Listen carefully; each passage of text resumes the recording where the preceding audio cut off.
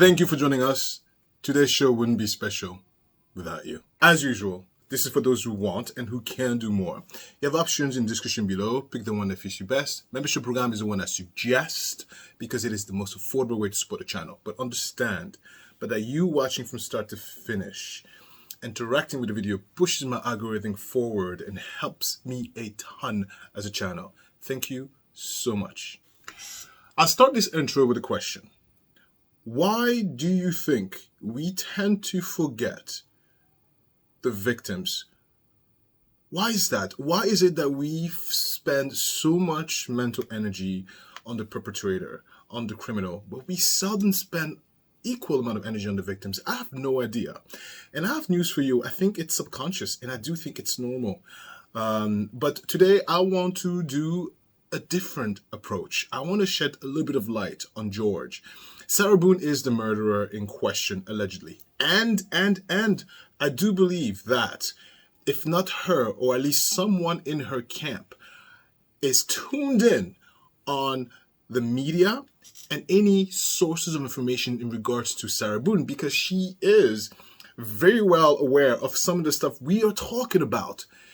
And what baffles me the most about this thing is that even the person who apparently supports her, who apparently thinks that she's innocent, despite her taking the life of someone, they forget that that person was somebody at some point. Let's put some light. Who is George Torres? And, of course, for those who are new here, I am Alistair Nzekio, and this is just my point of view.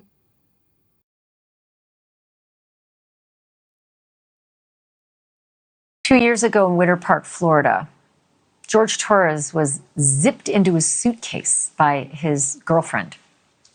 Why Sarah Boone did that? She says it was a game of hide and seek, but she's going to have to tell that to a jury. Because she whipped out her phone afterwards and videotaped him begging for his life as he slowly suffocated. Up until now, his parents have not spoken, his family has not spoken, but tonight they are.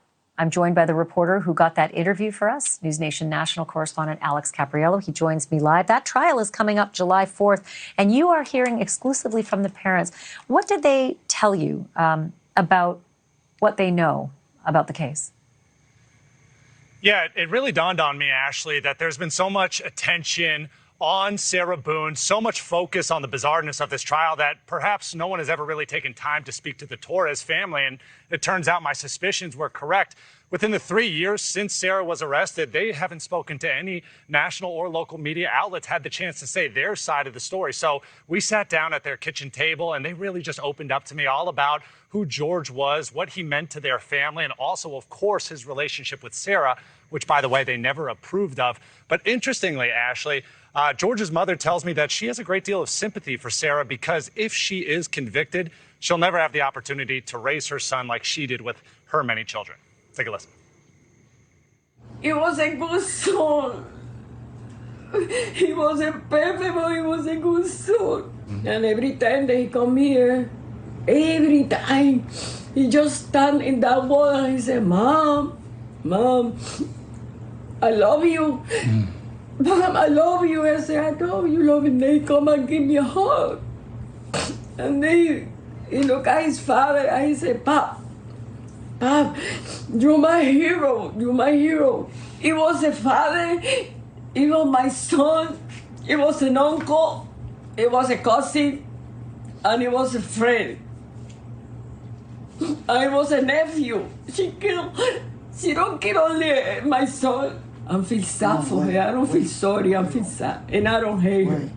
Really, I don't. I don't have that in my heart. I never hate nobody. Gosh, so powerful to sit there with her as she explained more about her son. Interestingly, she said that she's never seen that cell phone video that shows George locked up in that briefcase, or I'm sorry, that suitcase. She says she has no intention of seeing it, but she will be there at the trial seeking justice. It's going to play at the trial. I hope they give her a big advance warning because it is hard for us to watch it. I can't imagine a mother hearing her son begging like that. You also spoke with George's brother, Ezekiel. Absolutely. I think, so first, let me dissect a little bit of what we just heard. I'm gathering myself a little bit. 1 second. This was very hard to watch, and I've seen this already, but every time I watch this, it is just absolutely gut-wrenching because I do have a daughter, and I couldn't imagine if there was a video out there of my child begging for their life as they slowly suffocated to death. What's most striking about what the mother said, and I think subconsciously we all forget that principle, is that we are all interconnected. You, me, somebody else relies on you. Somebody else, something else. You are not just walking alone. It might feel like you're alone, but you're not. Someone needs you to be active and present and there. Because she says, he wasn't perfect, but he was a good son.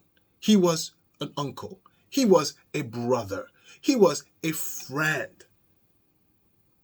Sarah Boone did not just kill her son. Sarah Boone killed all of the above. It's absolutely powerful, and it speaks a lot of volume into what I always say and I always preach. I think the essence of my channel is all about trying to move about life with as much consideracy as possible. Not stupidly. Don't be afraid to make a stand and let your line be known. But it's important that you try your best to not offend someone, because when you offend someone, when you affect someone, it's not just them you're affecting. You're affecting the entirety of the network. That's a huge responsibility. I don't want to have the headache. Please, I like my small little life. I don't want to be responsible for the ripple effect of my actions.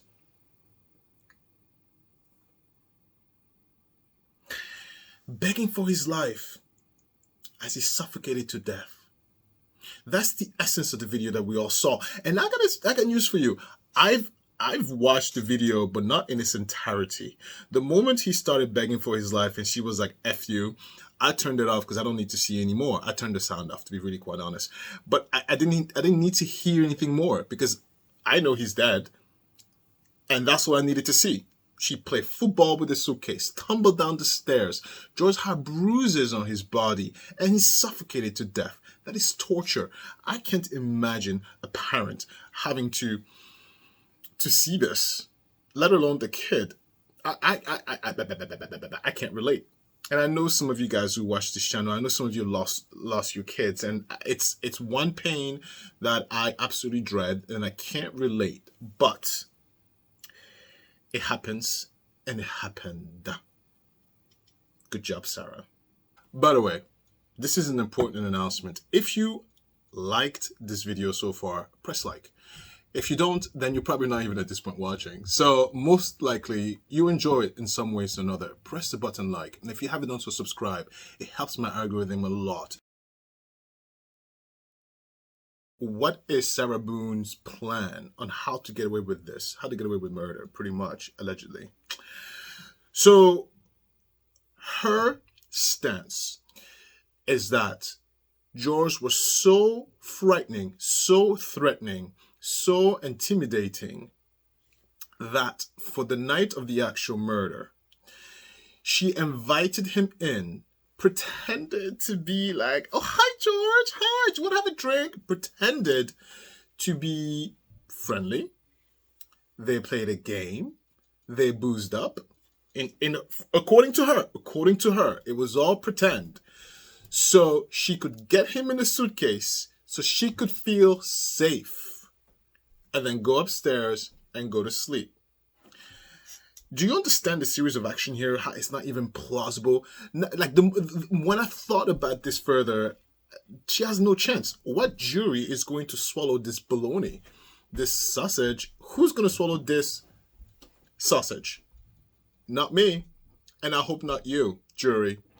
Because the truth of the matter is that George went to Sarah Boone's house thinking that this was one of the multiple moments of on and off. He's going to go have a good time with his girlfriend. She, on the other hand, was determined, allegedly, to get rid of him. She, on the other hand, was truly determined to get and settle the score. Because if George really was as threatening as she said he was, Let's look at George's record. So I did my best to make sure it's the right George, and I've used a lot of critical thinking, and I pulled up the right George, I think, but let's just say alleged. Long story short, I don't want to bore you too much. Civil traffic infraction, eviction, small claims. There is some guardianship of the person. And there's one criminal felony. And divorce. And small claims. There's domestic dispute there. I guess that involves Sarah Boone. But they fall under a misdemeanor, which I don't know why they fall under a misdemeanor. Please, domestic situation is serious. But nonetheless, nothing here screams of a hardened criminal that is going to take your life. No. And I think that's important that I kind of show a little bit of a different light of George. Not that anybody was talking about it, but I just thought that we put so much energy on the criminals themselves that we forget the essence of the victim. I really wanted to make a video like this because, and it's no fault, it's not our fault, it's not my fault, it's not your fault, that we tend to forget the victims into this. Or if we don't forget them, we don't spend hardly enough energy on the victims. And it's subconscious. I'll tell you why it's subconscious according to my opinion. The first thing is we feel a sense of anger. And that anger is directed towards the right person, which is the criminal. And human beings are not really good at multitasking. Our brains are terrible at it. So it makes sense that our energy and our attention focuses on the criminal because we want to make sure they don't get away with it. And as much as it sucks when you take a bird's eye view, because the victim's family is there wondering, anybody cares about us? Like justice for us because they're going through a trauma. I think the media also doesn't care. Why doesn't it care? And this is my opinion. It doesn't sell. It doesn't sell. On TV, on the news, oh my God! Danger! Meteorite! Ah! Angels, lollipops, bunnies, and backflips don't sell. Simple as that. The ratings are not that high. People don't watch if you talk about good stuff. People watch if you talk about scandalous stuff. And do you know why that is? It comes down to what I call a subconscious fetish. What is that? Please, even I have it. We all have it. A subconscious fetish. It's pretty much an altered reality that we get to experience once in a lifetime or once in a while. Our lives are pretty boring. You wake up in the morning, you go to work, you do your work, you come home. Our lives are pretty mundane. You don't get home invaded, most of us. Life is pretty boring. It's situations like these that create some spice into our life. And that's why I call it subconscious fetish, because subconsciously we want to run away for our lives, but not really, right? Like, oh my God, I just ran through the subway, did a backflips, duck under the train, and took the gun and said, put your hands up. Like, subconsciously, we want to have an exciting life, but our knee says otherwise, and our back says otherwise. Just what I'm trying to say. That's why the victims are not that interesting, because it's like, okay, it's happy. And it's a subconscious. We like the action. We like the adrenaline. We love to hate. Did you know that? Did you know that our brains are wired to love to hate? Now that's being said, let's go into my Let's Talk. Okay, so for those who are new here, understand that Let's Talk is where I just let my hair down and talk to you about anything and everything. How you been? I hope you've been good. Month of June has been an absolute whirlwind of what? Of everything. I think I told you, right? I think I told you a month ago that I got in trouble with people at work, people who are way above my pay grade, people who pay my bills. I got in trouble. I got in big trouble with a very specific contract, very heavy contract. I don't think they're going to renew with me. They were very unhappy. And they were very unhappy because it's my fault. Whose fault is it going to be? It's not their fault. It's 100% my fault. I got too complacent. I was having too much fun and I forgot to pay attention to the stuff that really paid my bills. And long story short, if you don't know what I'm doing, I'm in the fitness industry and I work on the corporate side. And so what I do is, oh my God, it's going to be so long. I'm trying to shorten this. I come to you, to your business. I use your wellness program budget and I give fitness to your employees in exchange of lower turnover, better employee participation, better health, blah, blah, blah, blah, blah, blah, right? So I'm the only one in this space. Nobody else uses it. Nobody else does it. So I don't have that much competition, but because I don't have that much competition, people don't know if it works. So there's a lot of talking involved in convincing corporate people with very deep pockets who are like, who is this black person? Yes, I use the word black because I'm the only one in this space, not only in the industry, but also in terms of this. Okay, when I go over there in those meetings, I'm the only one who's young enough and tan enough. Do you know what I mean? So, and that's a challenge. You have no idea. I don't want to get into it. It's a challenge because I didn't get contracts because of certain things. Anyway, long story short, this particular company was not very happy with the numbers because even though I have the contract, I have to deliver. All right. Long story short, I'm rambling and talking.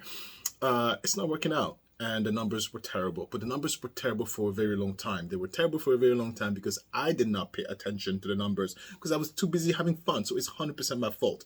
And now, because around this time is when negotiation for renewals start. Okay, so this is, in terms of my schedule for the year, this time is where I do a lot of talking and convincing and a lot of numbers stuff. I do a lot of meetings where I go there and present myself and my numbers. Numbers don't lie. And I deal with CFOs and accountants and all they do is numbers. So I can't even BS myself out of it. So I needed to go and explain why our numbers were terrible. And they were terrible. And they were absolutely terrible. It was actually quite unacceptable. And because I wasn't focused. I wasn't focused. And normally when numbers are that, you can see when the numbers start to decline and you can interfere, intercept, interject early enough to make a difference. No, honey, I was having too much fun. And I'm going to pay the price. I'm going to pay the price. So I had to find a defense. I had to find arguments because I have to go to meetings and explain those numbers. I can't BS. So what I did, I have to find solutions. So what I did is I interviewed almost every single employees as to why those numbers are that bad. Why didn't you like it? Why? So I try to find a little nugget in there that can justify these horrible numbers. And the meeting is coming up this month. It's okay. It's going to be very quick because they're probably going to be like, get out. And I said, okay, thanks. But the thing is that if they don't renew my contract, people are laid off. Exactly. So, but the way I've worked things out, discussion happens around now. So if it doesn't work out, my employees have until the rest of the year to think of another solution. Of course, I keep hunting for contracts, but it gives you a buffer. It gives you a buffer for you to find another solution, right? See how nice I am? I'm a nice guy. I'm telling you, I'm a nice guy. But anyway, so yeah, that's what I've been doing, solving my mess that I created. 100% my fault. Nobody else's fault. Please. And but in addition to that, because I have a spouse and I have a child, and they need my attention too. So this is what we did. Olympia had, during the month of June, it was her birthday. Please, the princess had a birthday weekend fit for peasants. What? I don't understand people who spend all this money on this 1-year-old birthday. Really? They're not going to remember anything. Besides, I have a retirement to plan. Nope. And I have college to pay for. No. We're not spending that money at all. Absolutely not. So no, it was a very low-key birthday situation. It was at my mother-in-law. Everybody brought a dish and food. It was not nothing but family and everything, and it was super sweet, super nice. It hailed. There was a thunderstorm, but it's okay. We went there. We used the pool. We enjoyed. It was good, good, good, good fun. And then before the birthday, we had her baptism. Okay, that's for the religious person of our family. Because me personally, she could be, it's okay, I don't need the baptism. But told you, I'm a compromiser. I'm nice. Go ahead, sure, baptism. Because it's just a baby. She doesn't care. Well, she's not going to remember anything, any of that. It's just for you, mother-in-law and mom. And so, actually, not mom, mother-in-law. So yeah, we did that. And about the baptism, because my in-laws are Italians, you know that. And the fight almost broke out. I said, they're hot-headed blue-collar Italians. I said, excuse me, you haven't seen a hot-headed African. Have a seat or get the F out. Don't play with me. Yeah. I'm all smiles until I'm not. I was like, what are you doing? Not here. Matter of fact, I'll tell you the story. They were about to do something. I said, don't play with me because I will kick you out. And I said, children, I told them, go in that corner and you go in that corner. This is the grown adults. Don't do this here in my house. But no, they were trying to test my patience.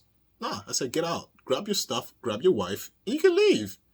And we're on good terms. We're still on good terms. Please, we're still on good terms. But that's what I mean. You can agree to this. You can disagree with people. It doesn't mean our relationship ends.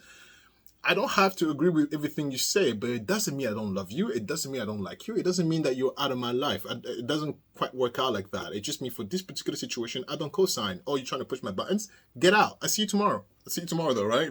Lunch tomorrow?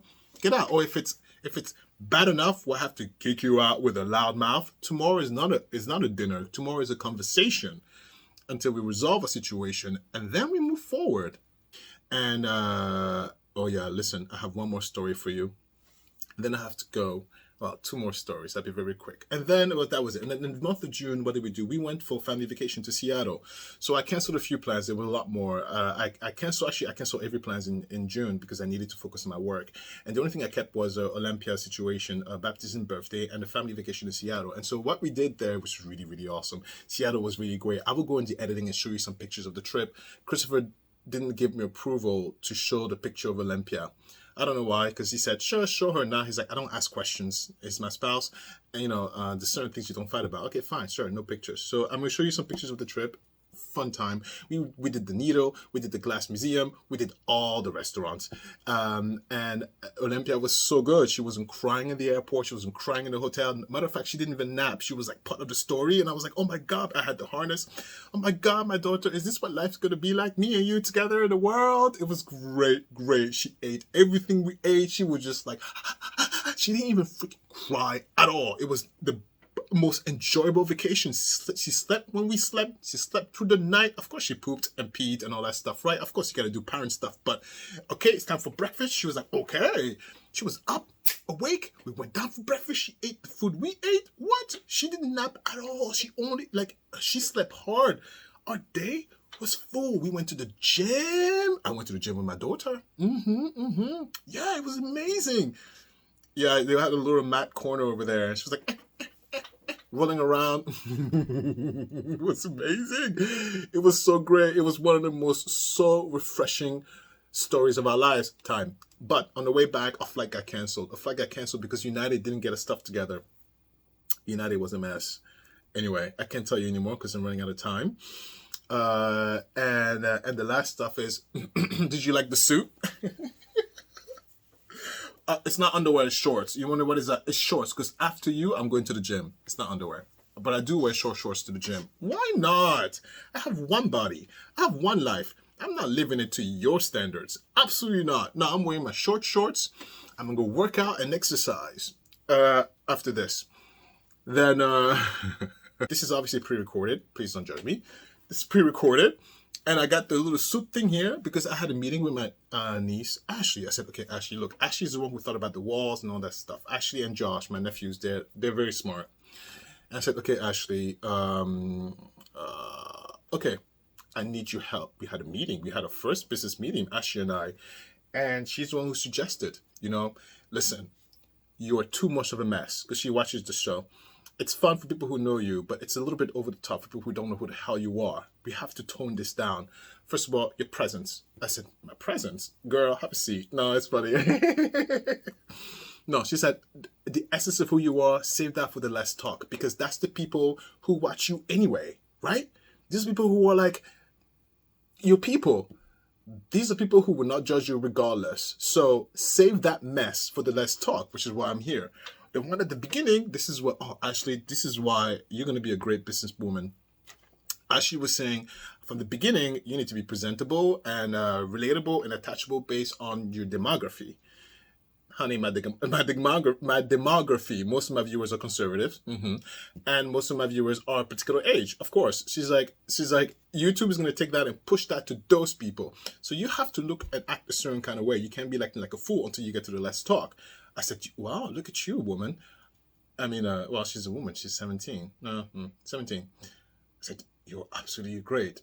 So, yeah, so that's the new thing. I'm going to have the suit on top. Why the suit? Because I don't have to think about what I'm going to wear. I said, actually, sometimes when I come down here, I just made dinner. I just cooked. I'm soiled. She's like, no, just have a uniform.